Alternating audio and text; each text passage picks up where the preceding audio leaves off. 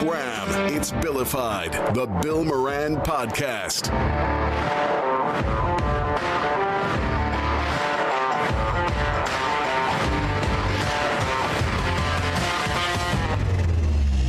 Well, hello and welcome. Oh, Doug Emlich, if you could only have held on just a little bit longer, it could have been yours. Just a little.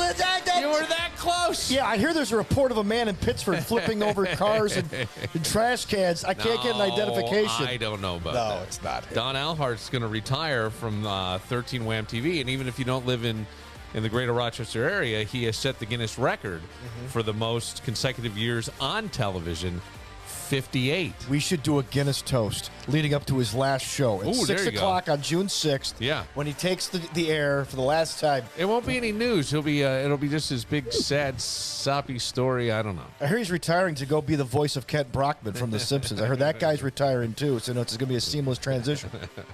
He's just a great dude. Nobody's Yes. got a. I've never heard a bad thing about him. All right, ever. I'll say something bad about him. Okay. You want me to say something bad about him?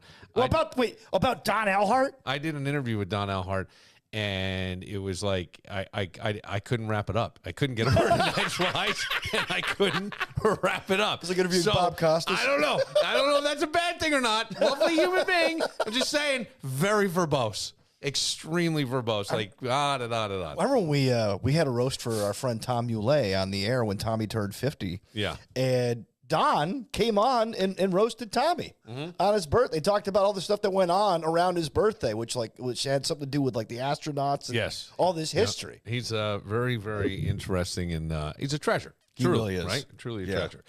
In the studio tonight is John Link. What's up? From Winebow Incorporated. Is that correct? That is correct. Talk right into that. What is this CS? What is the CSW? What is that? CSW is Certified Specialist of Wine. Certified Specialist of Wine. It is. How does one become a certified specialist of wine? So, it was many years of training. So Yeah. I started in the business in 2002 at the Genesee Valley Club downtown, Okay. and I was just working there on weekends while I was finishing college, and I was going to school for criminal justice. I wanted to be a cop. And I interned with the city police department and absolutely hated it. It's kind of funny, cops like to drink and you're in wine. There you go. It works out well. Were you the guy who sang the Genesee Valley commercial? Genesee Valley. Was that you? No. Different Genesee Valley. Oh, it's a different Genesee guy. Valley Club. Oh, okay. That's not It's a- Genesee Valley you're thinking of okay. Joey Bricado. Oh. And, that is Joe Bricado. Okay. Yeah, the Genesee Valley Club is a great restaurant is. dinner club downtown. They got indoor tennis courts and all sorts of fun Who's stuff. the maitre d'? Gennaro? Gennaro. He's still there. Still dude. there, Yeah, yes. He's got to be 85, 86. Yeah, I gone longer. I think set a Guinness record for the longest serving maitre d'. For real. No, I'm kidding. It's funny. Maybe he and Alhart will retire the same day. Yeah. He still goes to the Philippines every summer on vacation, goes and hangs out and parties and does his Yeah. thing, comes back and just rocks it out, changes his tux 5 times Yes. during weddings and everything. Yeah, he does. Yeah, this is true. It's pretty crazy. It's all true. Yeah, He's a fantastic host. I think my brother-in-law was a member there at one point because when my parents celebrated their 25th anniversary, we all went there, and my brother-in-law was an avid squash player, D1 squash player. He said, "Oh yeah, this is a squash court. This is where I play squash." I'm like, "That's awesome, man. Thanks. Congratulations." The place used to have a bowling alley in the back. Yeah. It was nuts, man. They changed it into a gym because no one was using the bowling alley anymore. But they've got 2 restaurants in there, great food, do weddings, all sorts of fun stuff. Well, that's all right. So the career starts there. Starts there. Okay. So I was working a private party for a CEO of Bausch and Lomb at the time, and he brought all of his own wine from his wine cellar and had me tending bar in his private room and opening all the wines. And he sends me back a couple of glasses of wine. And he's like, "Here, try this. This is cool stuff." And I didn't know it at the time, but I was drinking some of the best wines in the world. Yeah. And I tasted it, and I'm like, that's the most amazing thing I've ever tasted in my life. And I went down to my boss that day, and I was still, just a part-time bartender making ends meet. And I'm like, how do I make this into a career? Because this is amazing. And he's like, well, you can become a SOM. I'm like, what do I got to do that? Yeah. So say the full time. I screw this up. I always say It's a sommelier. Sommelier, yeah. Sommelier. Yeah, All so right. it's way better. Finally got it. Wasn't that a dealership in Honeywell Falls? It's way better than others I've heard. No. I've heard some people case Somalian. Yes. Yeah. No, not Somalian, but I usually said, yeah, okay. But yeah, I always say wrong. You're on top of it. That is really tough to get. It is. It's crazy. It's crazy. So I actually flew down and back every Tuesday for 6 months down to New York City to do a program called the Sommelier Society of America. Okay. And at the end of it, there's a test, and there was 45 people in our class, and 8 of us passed. Wow. You're kidding. No, it was rough. It's that low of a percentage, huh? Yeah, it's really hard. So there's the test is in 3 parts. So there's a theory part, which is like 100 multiple choice questions, and they can ask you anything over the course of the world of wine. And then the second part is an essay part, and you pick like 3 of 5 things and write essays on them. It's like a Regents test. Dude, Yeah. it's You brutal. pick 3 of 5 essays you choose to write. This is insanity, And dude. then the last part is a tasting part where they give you 5 wines. They don't tell you what they are, where they're from. They just hand them to you in a glass, and you have to identify what they are, what the grape is, what region they're from, approximately how old they are. So I have always secretly referred to wine tastings as adult hide and seek, Pretty much. because you're searching for that flavor that you're told is there, but you can't really find it because you're not refined. I have no idea. And I used to do a joke where you go to a vineyard and you're tasting, and everybody starts using the snobby wine. Is this oaky? Is this oaky? That kind of thing. And then you're in there. That's the one Yes. where everybody knows. Right. Is this oaky? And then they start going, you can taste a little lavender in this. And if you go and maybe you taste some of the little grasses, and can you taste the Asian pear? We have Asian pear. And I'm looking at my buddies and they're going, oh yeah, yeah. I'm going, yeah. I go, yeah. I go, wait a second. Your tongue is so good. Yeah. Not only can you determine the fruit, but what continent it's from. Because I walked around this place, I didn't see a pear or an Asian. Yeah, this is definitely some Antarctican fruit. That's just what I'm saying. So I always went, but to me, what you do is amazing. Like, how do I would assume our tongue is pretty similar. We're both human. I mean, So I took so many notes going through that wine program that I have a binder of tasting notes that I've written, and just pulling out individual flavors and smells from different wines. yeah. And it comes to a point now where instead of, trying to figure out what it is, the key is you figure out what it's not. Oh, Yeah. interesting. I have a question. man. It might sound like a dumb question. No such thing. We learned in... Wait a second. You haven't Hang talked on, to you haven't Danny talked to me yet.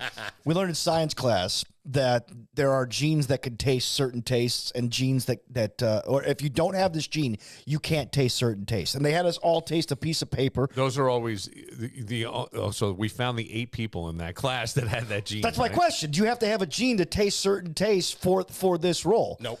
Okay. Nope. In fact, I'm not a super taster.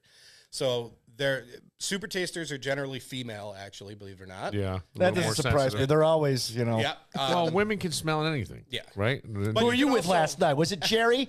Right.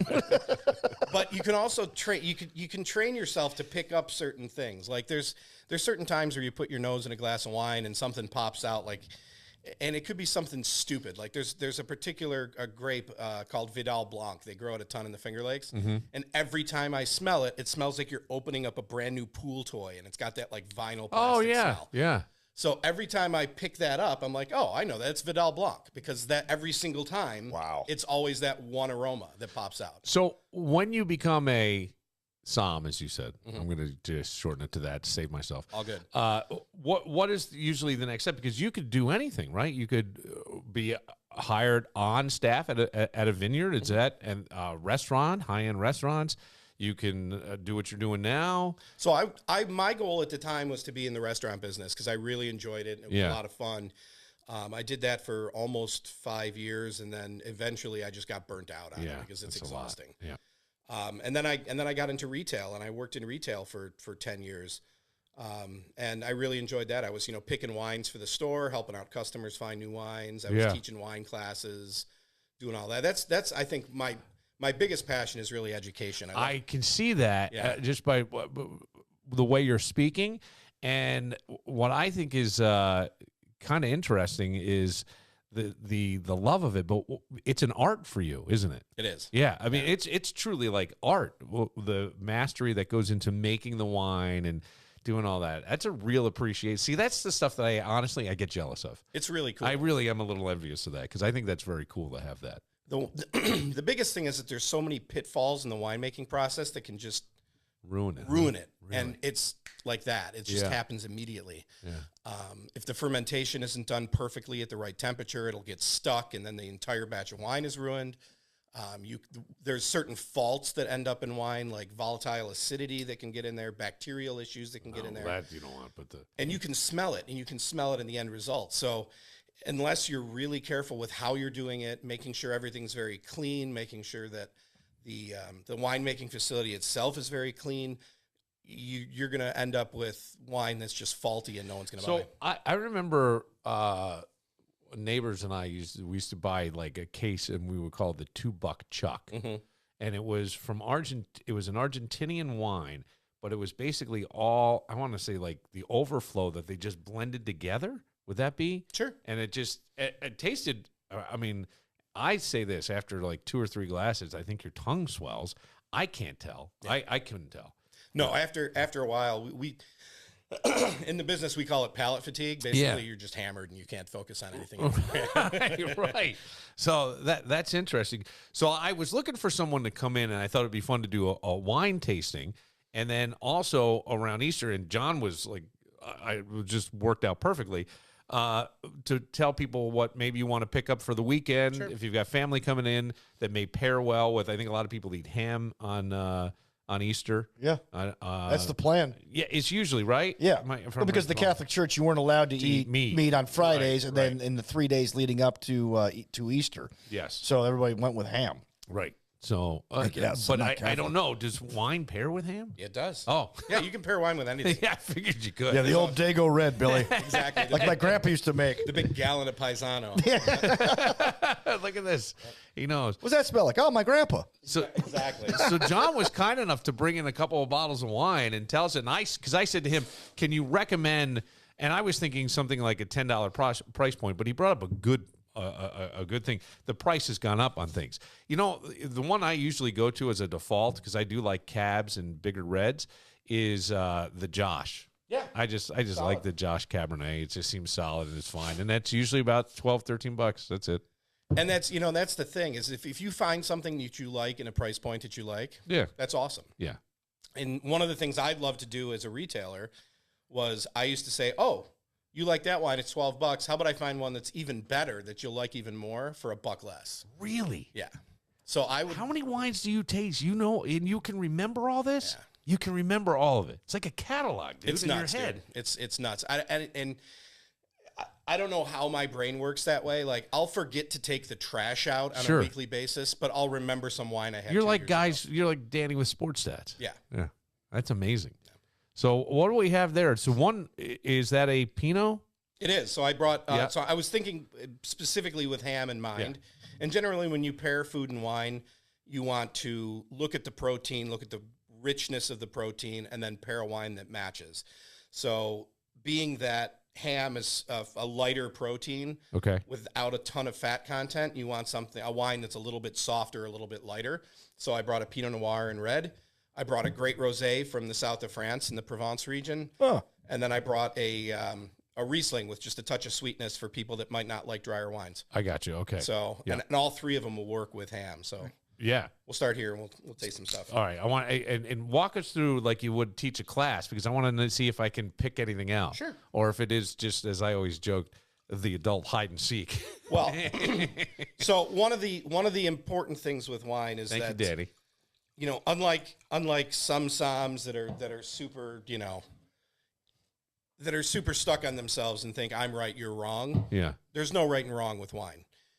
Everybody's palate works completely differently. What you taste and what you taste, I might not taste, and vice versa. Okay. So you can use the example that you said earlier about, you know, everybody having a different tasting profile. Like some people, cilantro to some people tastes like dish soap. Yes. And it's just a genetic thing, and that's just how it is. Some people like tomatoes. Some people hate tomatoes. Well, the flavor of the tomato doesn't change. The chemical makeup of the tomato stays the same. It's how your brain perceives what your taste buds are sensing. Gotcha. Okay. So everybody tastes things very, very differently. Yeah, like I hate nanners.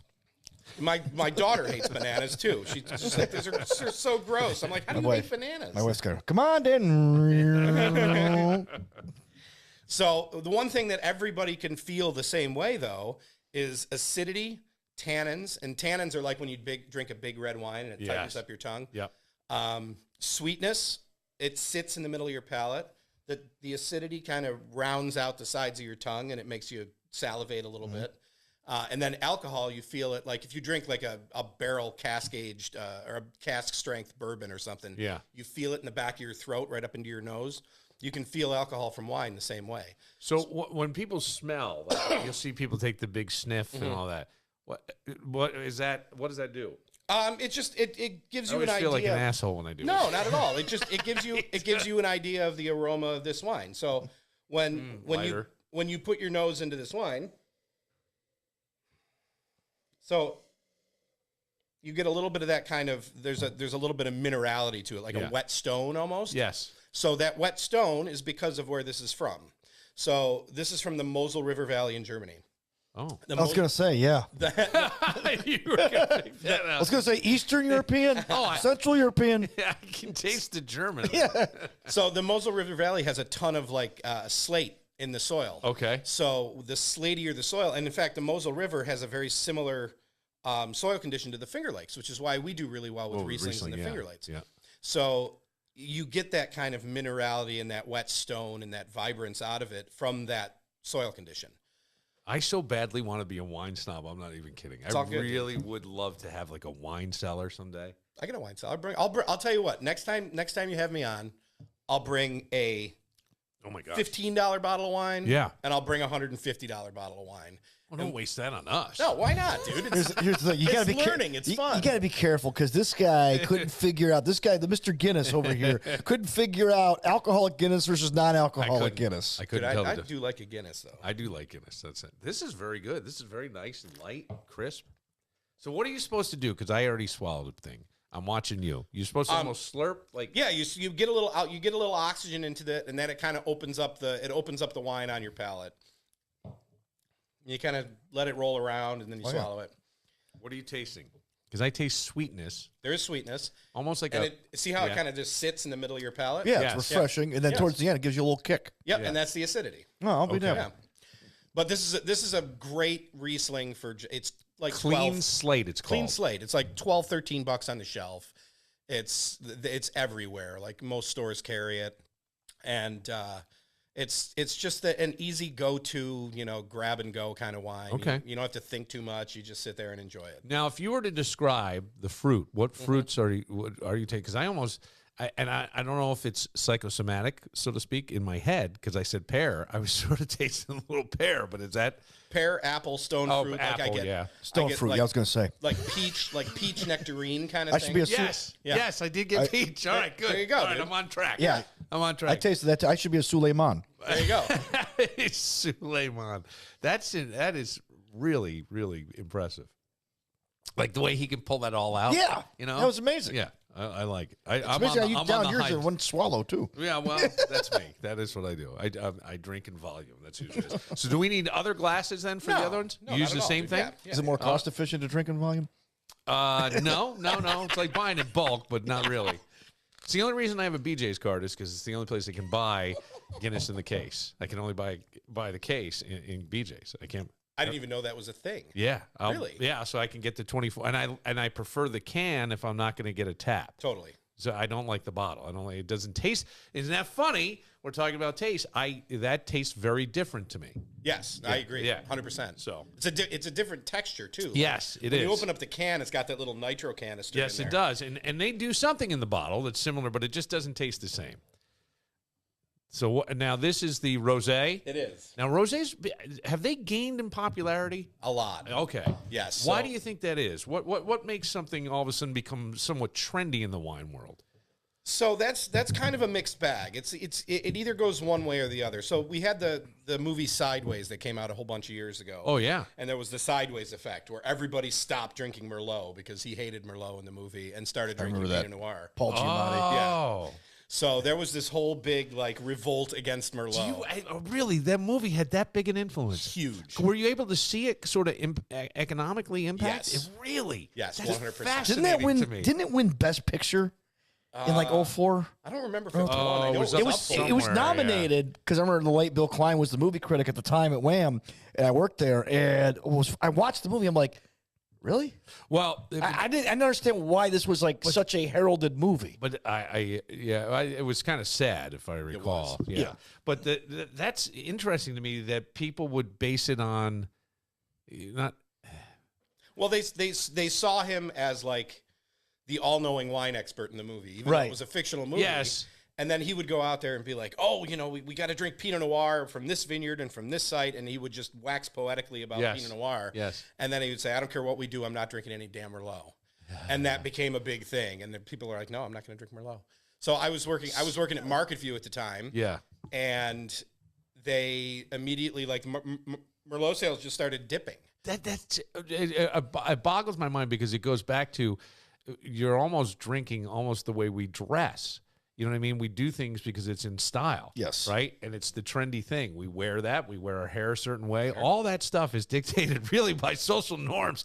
I just figured you drank what you liked. No. I've never been really persuaded to go, I've had people say you have to try. I've tried. And some of it I've stuck with, and some of it I just didn't. It's crazy, man. There's celebrities that all of a sudden show up on some TV show and drink a bottle of something, and the next thing you know, there's 30 customers asking for it. Really? Yeah. Now, I mean, did you see that with tequila becoming very popular again? And, Casamigos. I saw the Casamigos truck today over at My Wine and Beer unloading, and I see, it's Clooney and what's his name?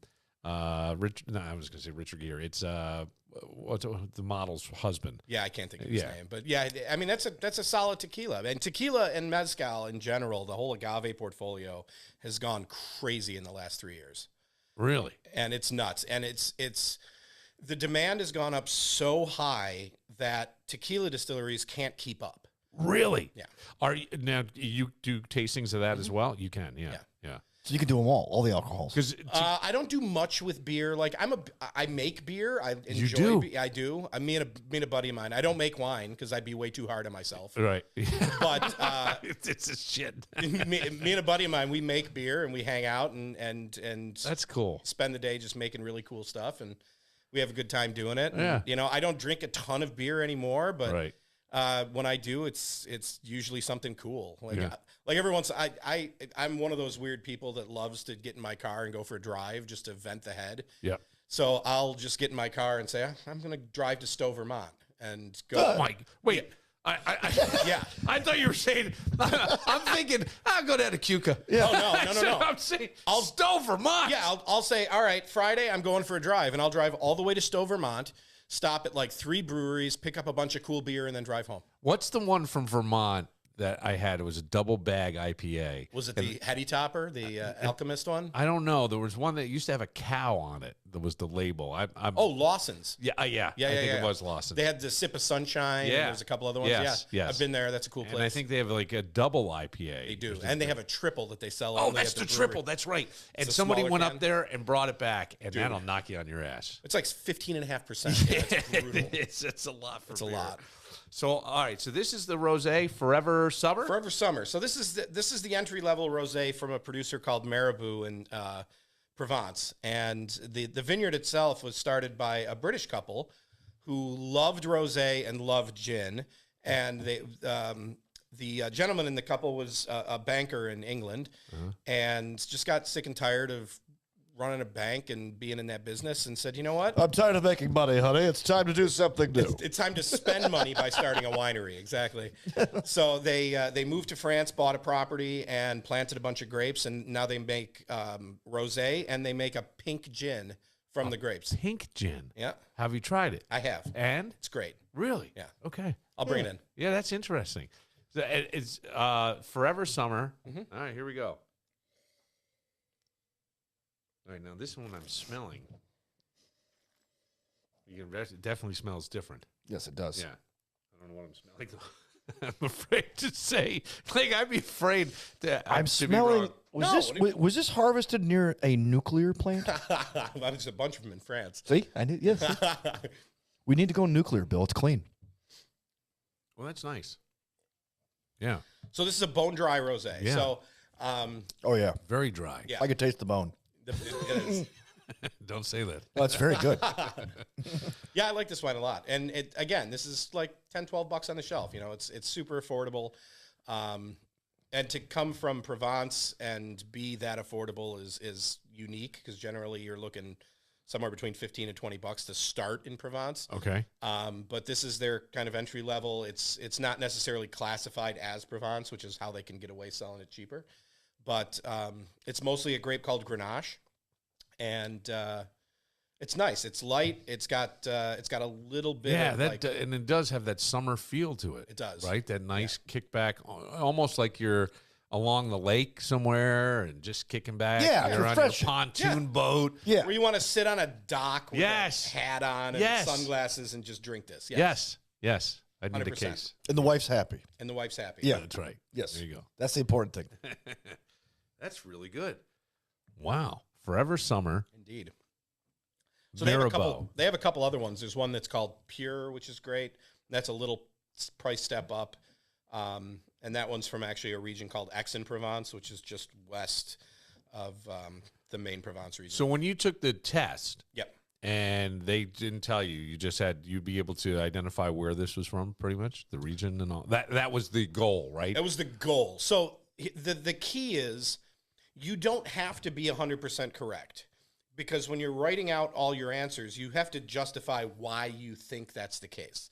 So you identify the grape, you say what you think it is. You have to show work on You the have to exam. you totally have to show your work. So you say, all right, this has bits of strawberry on the nose, so that leads me to believe that the grape is Grenache. There's a touch of earthiness on the finish, makes me think old world. I'm going to say Provence Rosé. So you kind of, you break down what you think it's not. So if you taste this and you're like, okay, well, that's definitely not a Pinot Noir Rosé because of the flavor profile. Because of the color, it's not an Italian Rosé from, Tuscany. And then you go through and you just kind of narrow it down what it could possibly be. Yeah. So it ends up being like a fun kind of game you play in your brain with wines. And most of the time, we're not right. Like most of the time, even Psalms that have been doing it for longer than me, we don't get it right, but we always make interesting arguments as to what we think it is. Gotcha. So Yeah. I just got lucky. I nailed 3 out of the 5 of them for the test, because I knew immediately one of them was a New Zealand Sauvignon Blanc, which is kind of unmistakable. It smells like pineapple and grapefruit, and it's one of those things that if it's got acidity, it's got ripping acidity Not with kiwi? citrus, not kiwi. It smells like pineapple and grapefruit. That it's going to be that. And then there was another one that was a I think it was a Alsace Gewürztraminer, which is also an unmistakable type of flavor profile. So. Yeah, my wife loves that. She does? Yes. Okay. Something to keep in mind. She calls it the Heidi Klum wine. Yeah. Oh. There we go. Yeah. Because it's got the German name to it, Yes. and it's The Forever Summer, though, man, I might find a case of that for the summertime, sitting out on the deck, and that is really like perfect for that. Well, when we're done here, I'll leave these 3 with you guys. You can take them home. Okay. Well, you don't have to do that, but I'm No, it's happy my that pleasure. you do it. My pleasure. But with me showing customers wines all week, I end up with a bag full of open bottles of wine anyway. So the last thing I need to do is have more open bottles of wine. Okay. All right. And then lastly, we're going to Oregon. So we had Germany, and then France, and now we're going to Oregon. All right. Now, Oregon seems to be. Is the Northwest becoming more popular? I don't know the Yes. answer. It is. It For the Pinot Noirs? Specifically in Oregon for Pinot Noirs. Washington State does really well with Cab and Syrah. Oh, yeah. Okay. So weird random wine fact about Washington. The Columbia River Valley, where a lot of these grapes are planted, is actually a desert, which is really bizarre to say about Washington State, because most people think it's the evergreen It's wet. state. Yeah. Yeah. Apples.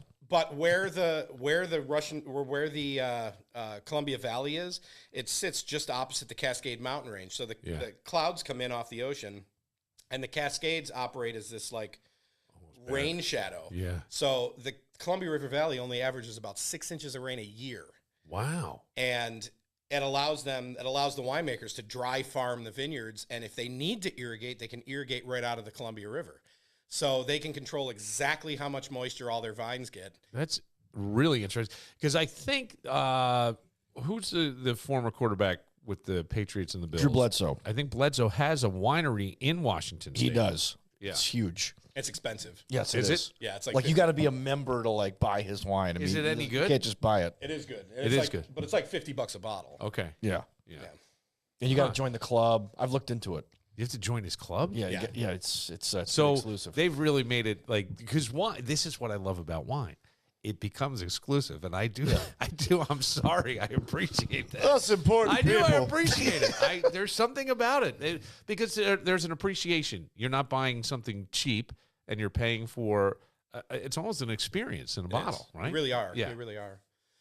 So the cool thing about Cloudline Pinot here is that it's made by the Joseph Drouhin wine family out of France.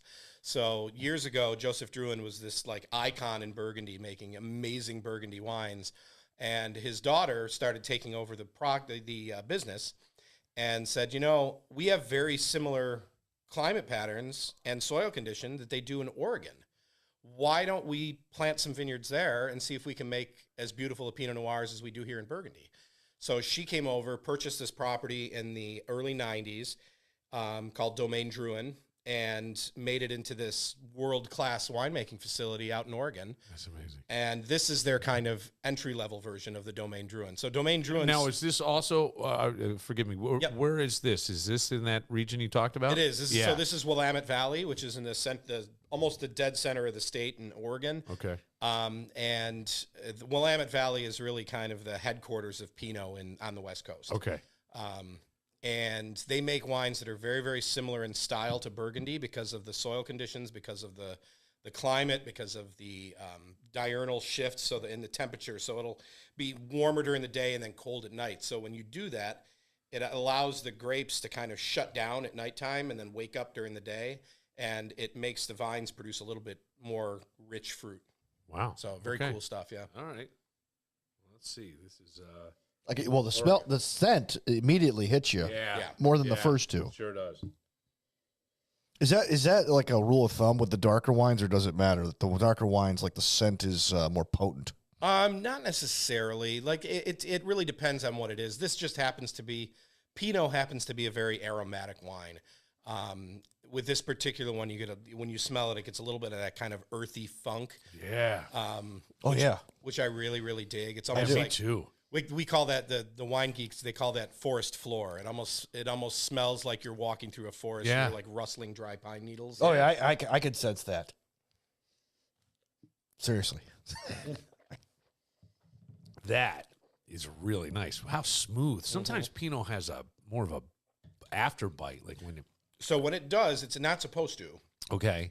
When it does. Does that mean it went bad? No, not at all. It just means that they're blending something else into the Pinot. So in the United States, if it says Pinot Noir on the label, legally it only has to be 75% Pinot Noir. Oh. And Pinot Noir is a very finicky grape and very difficult to grow. Okay. So a lot of producers that make like tons of Pinot Noir, and I don't want to name names out there, but some mass producers in California blend Petit Syrah and Syrah into their Pinot Noir, which makes it much darker colored than this. Yes. This is what it's supposed to look like. Because this this is opaque. Yes. Like you can look through it. You should be able to read through Pinot Noir. Okay. Yeah, you can. I didn't know that. This is the stuff I want to know. There's only a few. I don't know where I'm going to use this knowledge, but I do. I love it just for the sake of knowing it. I do. See, and that's one of the great things about wine. The more you learn about wine, the more you realize that you don't know anything. Yeah. Like you can study. I've been studying for 20 years, and every single day I'm like, oh, I didn't know that. There's just new stuff to learn every single day. Is there, now that we've tasted these, go ahead, Danny, because you're going to ask are you going to ask about this wine? Well, I was going to ask about, like, you've been doing this for 20 years, but my question was more about aerating the wine, right? Like my wife and I took a winemaking class about a year ago, so I thought we were going to be able to stomp grapes and stuff and make. No, that's not what happened. They basically assign a kit. You pick the 10 wines as a class, and those are the wines you get. Did you do it over there? I did it someplace in Gates. I think Wine by Design. I think. It was. Yeah. So. But the long and short of it, they sold us these aerators, right?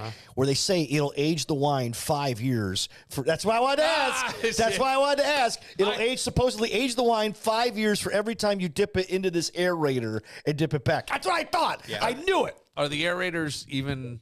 I mean, they're just they're a gimmick. Like, honestly, if you get a decanter, you pour the wine in, and let it sit for 10 minutes. It does the exact same thing. Right. Okay, so I talked myself into this definitely tastes 10 years older than it did before. This is what I'm saying. It's a suggestion. Yes, power of suggestion. Of course. I will say this though.